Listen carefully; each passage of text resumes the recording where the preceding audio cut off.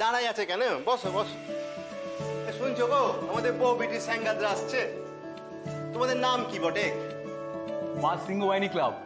ক্লাবের নামটাই আমাদের শখ করে নাম আছে বেটায়। বউ বেটির মরদ সাথী আছে নাকি গো? আর কাকি বলছি ওই রতনগণটা বদল লাগে কি? হ্যাঁ ঠিক বুঝছি।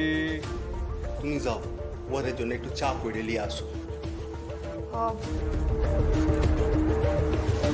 আপনার সাথে একটা জরুরি কথা আছে।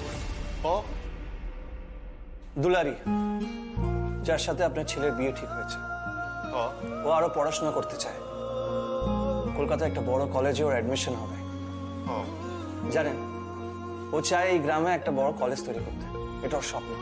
কলেজে ভর্তি হওয়ার লিগে অ্যাডমিশন ফর্মও পূরণ করা হয়ে গেছে।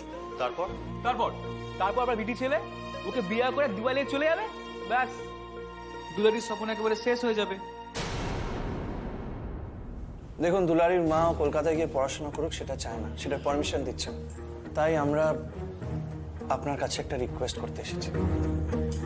যেভাবে হোক আপনি এই বিয়েটা ভেঙে দেন। বিয়া ভাই না দিব মানে? বিটি ছেলে আমাদের পছন্দ হয়েছিল বলে আমরা পাকা কথা বলেছিলাম। আমরা তো ওদের ভালো করেছিলাম। ওর বাপ কাহা কি করেছে কোনো খবর দিশা নাই, তা সত্ত্বেও আমরা বিয়ের প্রস্তাব দিচ্ছি।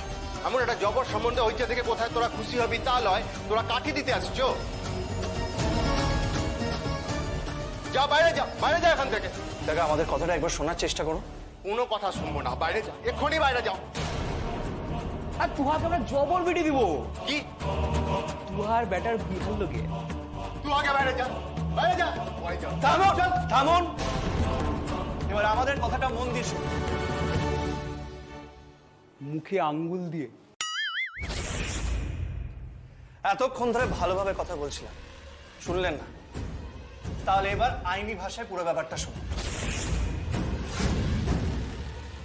দুলারির এখনো 18 বছর বয়স হয়নি।